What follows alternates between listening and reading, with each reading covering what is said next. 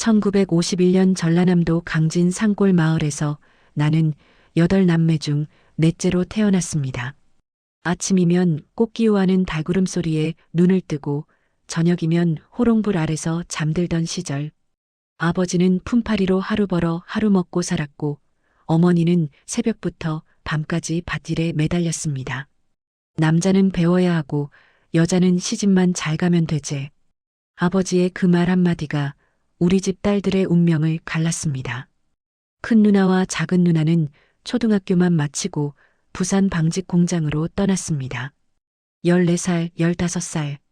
기차역에서 울먹이던 누나들의 뒷모습이 지금도 선명합니다. 그래도 마을은 따뜻했습니다. 가난은 우리만의 것이 아니었기에 서로가 서로를 이해했습니다. 학교 운동장에서 뛰놀던 93명의 동창들. 우리는 그저 오늘을 살았고 내일은 생각하지 않았던 어린 시절 이야기입니다. 그때는 몰랐습니다. 그 순수했던 시절이 평생 가장 그리운 시간이 될 줄은. 낮은 산 아래 나지막히 형성된 우리 마을은 뒤로는 산 앞으로는 논밭이 펼쳐진 한적한 작은 시골 마을이었습니다. 개울가, 논두렁, 하천뚝 그리고 강진천변의 모래사장은 우리들의 놀이터였지요. 학교 가는 길은 흙길이었고 비가 오면 신발이 빠지고 겨울이면 얼음판이 되어 미끄러졌습니다. 하지만 우리는 그 길을 뛰어다니며 세상에서 가장 큰 자유를 느끼던 시절이었습니다. 여름이면 강진천에서 쑥 뜯어 으깨서 귀에 넣고 멱을 감으며 야, 재석아, 너 또 물속에서 눈 뜨냐? 뜨면 어떠냐? 물고기처럼 살기다. 강진천 한가운데 우뚝 솟아있는 벼락바위는 늘 우리들의 내기 장소였습니다. 헤엄쳐서 누가 빨리 도착하는지 몇 감을 때마다 시합하는 게 또 하나의 즐거움이었습니다. 재석이는 우리 중에 제일 똑똑했습니다. 시험 때마다 1등, 선생님도 얘는 크게 될 놈이라 칭찬했습니다. 하지만 그 녀석은 우쭐대지 않았습니다. 오히려 공부 못하는 우리를 몰래 도와줬습니다. 우리들은 보름날 밤이면 깡통에 송진 묻은 소나무를 넣고 빙글빙글 돌리며 불놀이를 했습니다. 불꽃이 허공에 원을 그리면 우리는 환호성을 지르며 놓았습니다. 강진천을 사이에 두고 두 동네 친구들의 불꽃놀이 싸움이 벌어지기도 했습니다. 그리고 여름밤 늦게는 몰래 서리를 했습니다. 야, 오늘은 옥자네 수박밭 가자. 미쳤나? 옥자 아버지가 동네에서 제일 무섭다 하던디. 겁나면 너는 망이나 봐라. 수박서리, 참외서리, 심지어 닭서리까지. 지금 생각하면 절도였지만 그때는 용인되던 시절이었습니다. 그게 우리의 모험이었으니 도망치다 넘어져 무릎 가지고 도랑에 빠지고 그래도 웃으며 집으로 돌아가던 밤들. 그 속에서 우리는 어른이 되어가고 있었습니다. 와, 김철수, 또 왔냐? 크크크, 잡아봐라. 고무줄놀이 하는 여자아이들 사이로 철수는 매번 뛰어들었습니다. 그리고 칼로 고무줄을 싹둑 자르고는 바람같이 도망갔습니다. 여자애들은 악을 쓰며 쫓아갔지만 철수는 논두렁을 넘고 학교 뒷산으로 유유히 사라졌다 돌아왔습니다. 그중 가장 화를 낸 건 순이었습니다. 김철수, 너 오늘 죽었다. 순이는 반에서 제일 달리기를 잘했습니다. 결국 그날 순이는 철수의 뒷목을 잡고 소리쳤습니다. 다신 안 그럴 거제? 안 그란다. 약속해라. 약속? 그런데 이상한 일이 벌어졌습니다. 그 이후로도 철수는 계속 고무줄을 끊었고 순이는 계속 철수를 쫓아다녔습니다. 어느 순간부터 둘은 쫓고 쫓기는 게 아니라 함께 웃고 있었습니다. 졸업식 날 철수는 순이에게 작은 편지를 건넸습니다. 나중에 크면 나랑 결혼할래? 순이는 얼굴을 붉히며 편지를 구겨 던졌지만 그로부터 15년 뒤 둘은 정말 결혼을 했습니다. 그리고 지금도 강진에서 논농사를 지으며 잘 살고 있습니다. 철수는 지금도 술자리에서 말합니다. 고무줄 끄는 게 내 인생 최고의 작전이었다 카이. 1959년 봄. 우리는 초등학교를 졸업했습니다.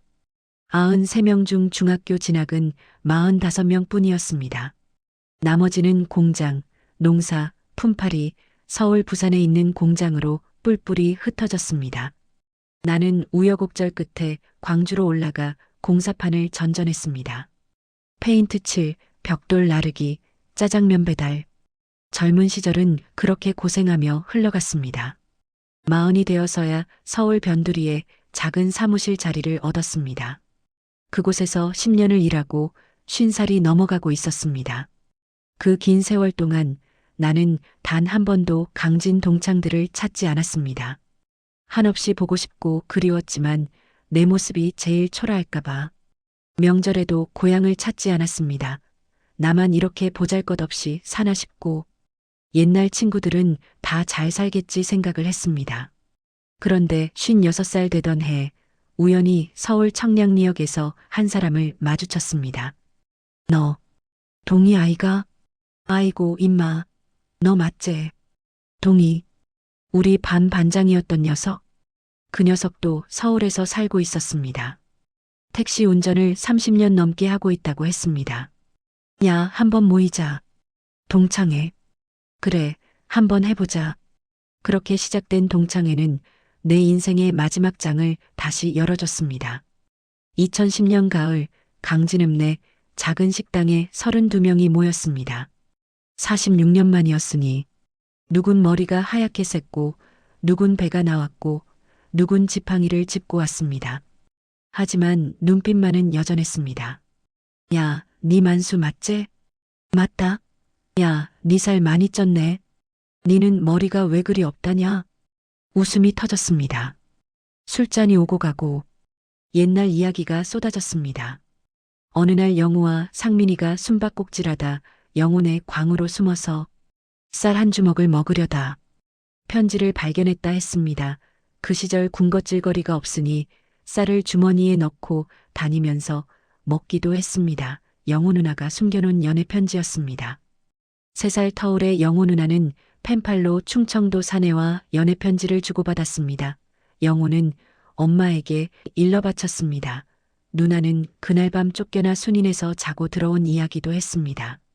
모두들 웃음 보따리에 한껏 흥이 오를 때였습니다.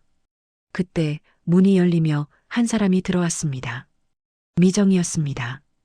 부반장이었던 미정이.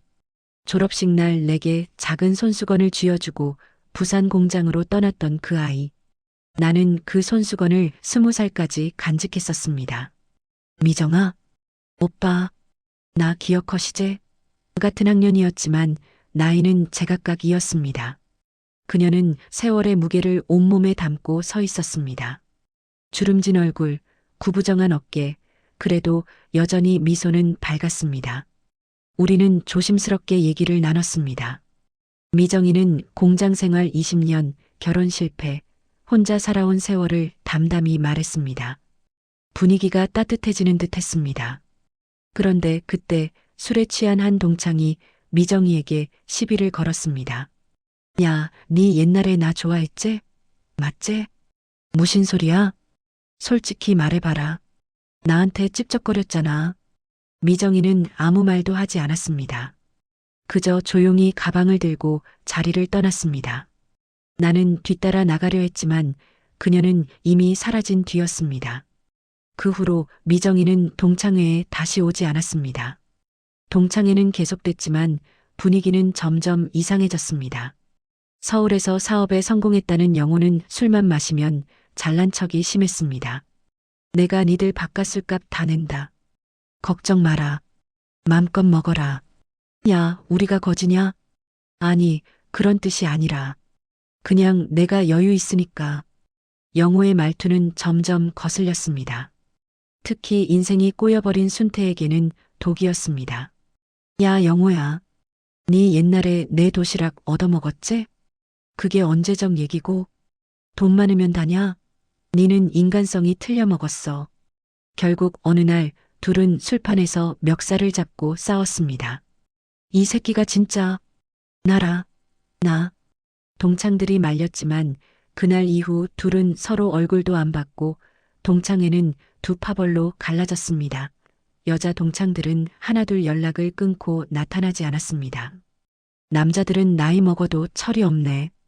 그렇게 동창회는 점점 무너져 갔습니다. 그리고 시간은 더 잔인해졌습니다. 2020년 재석이가 폐암으로 세상을 떠났습니다. 선생으로 30년을 일하고 교장으로 정년퇴임 3년 만에 세상을 떠났습니다. 장례식장에는 제자들이 가득했지만 우리 동창은 12명밖에 오지 못했습니다. 영정 사진 속 재석이는 여전히 환하게 웃고 있었습니다. 재석아, 네가 먼저 가버리면 어떡하냐? 2020년 만수도 떠났습니다.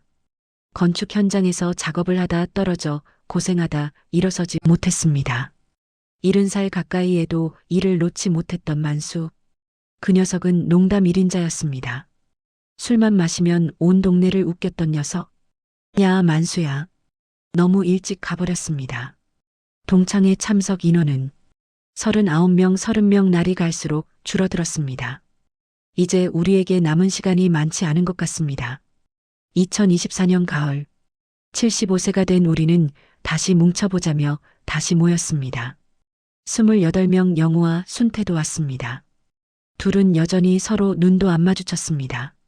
술잔이 돌고 다들 한마디씩 했지만 어딘가 아프거나 약을 먹거나 지팡이에 의지하는 친구도 있고 분위기는 무겁기만 했습니다. 그때 영우가 갑자기 자리에서 일어났습니다. 우리는 긴장했습니다. 또 싸우려나? 그런데 영우는 순태 앞으로 걸어가더니 무릎을 꿇었습니다. 순태야. 영우의 목소리가 떨렸습니다. 미안하다. 나 사실 사업 망했다. 20년 전에 다 날렸어. 잘난 척한 거 다 허세였어. 니한테 한 말들 다 거짓말이었어.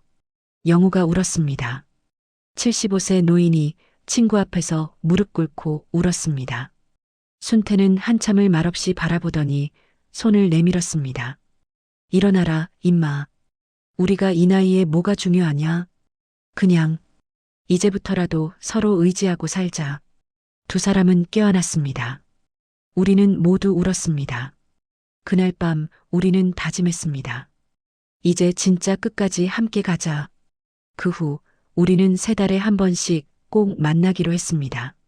그리고 올해 봄 우리는 강진에서 만났습니다. 60년 만에 찾아간 강진천. 개울은 여전히 흐르고 있었습니다. 논두렁도 뒷산도 몇 감던 그 강물도 그대로였습니다. 다만 우리만 늙었을 뿐. 여기서 몇 감았지? 맞다. 여기서 재석이가 물속에서 눈 뜨고 자랑했지. 그 자식? 아? 우리는 그 자리에 앉아 소주를 한 잔씩 땅에 붓고 기도를 했습니다. 재석아, 만수야. 우리가 왔다. 바람이 불었습니다. 마치 대답하는 것처럼. 그리고 그때 동희가 조심스럽게 말했습니다. 사실 너희한테 할 말이 있다. 1965년 여름 기억하냐? 우리가 강진천에서 몇 감 다 물에 빠진 날. 그날을 기억하는 사람은 많지 않았습니다. 하지만 나는 기억했습니다. 우리 중 3명이 물에 휩쓸렸고 누군가 뛰어들어 우리를 구했습니다. 그날 우리를 구한 게 누군지 아냐? 동희가 낡은 공책을 꺼냈습니다. 재석이의 유품에서 나온 일기장이었습니다. 1965년 7월 15일. 오늘 애들이 물에 빠졌다. 나는 뛰어들어서 셋을 끌어냈다. 다행히 다들 살았다. 말하면 또 놀릴까 싶어서 그냥 묻어둔다. 애들 무사해서 정말 다행이다. 우리는 숨을 멈췄습니다. 그날 우리를 구한 건 재석이었습니다. 우리는 그 사실을 60년 넘게 몰랐습니다.